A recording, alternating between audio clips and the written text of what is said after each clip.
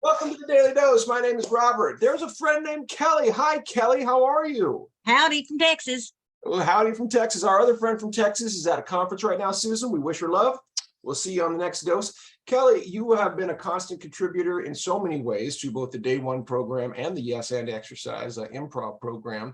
And we were just having, I thought, a very important conversation that I think everybody needs to hear about, which has to do with dementia and its role within Parkinson's. Tell me about your experience as a caregiver and now an essential caregiver. One of the things that I have found through my journey of starting off as a care partner and then learning that there's a caregiver and recently an essential caregiver is that we hear people talk about, will I get dementia?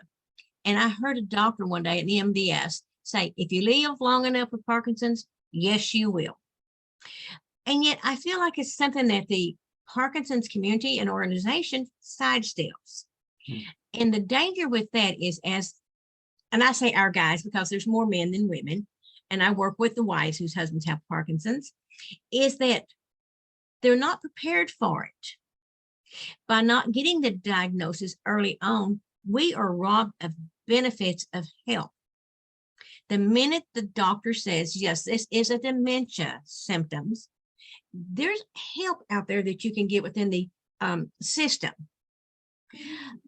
I've learned in working with two wonderful dementia nurses in the last few weeks that even the garbled speech we hear sometimes, over there, is not just advancing Parkinson's, it is a dementia trait. I spent from about 2 o'clock yesterday to 10:30 last night dealing with a full-on blown dementia day with my guy. Simple fact, he wanted to get out of the bed. The dementia nurse says, let him try it. Put a mat down on the floor and let him go for it. That was a hard one for me. I felt like I was putting him in danger. She told me, no, you need to know what he can and can't do about getting out of that bed. And so these are not things that the Parkinson's community is talking to me about. They're not talking to me or my guy. And I'll say to me as the care partner, the essential caregiver, once we get to advanced Parkinson's, the cognitive abilities, the reasoning abilities are most frequently gone from the person with Parkinson's. We become that person. We become that person to such a depth that we're wiping their hiney's. Yep. Yeah, you want to try wiping a grown man's hiney that's stiff, especially when he's agitated. It's much different than wiping that little baby that you can pick his feet up and wipe his little hiney and put it back down. Yes. There's nothing like trying to kindly feed somebody and for them to pick up the plate in front of you and throw it and say, you can't make me eat. And we want to go, this is dementia in its finest. We need to know what to do. We don't need to be ignored. We don't need to be sidestepped. We need, in my opinion, is to teach people in early stages how to learn to use adaptive plates. We've got a little cat bowl that he loves. What was that phrase you said? Adaptive what? Plates, silverware, bowls, Okay, whatever. Great. We have got stuff from the toddler stage. We have got a kitty cat bowl that he likes because it's weighted. Kelly, let me hold you for 1 second.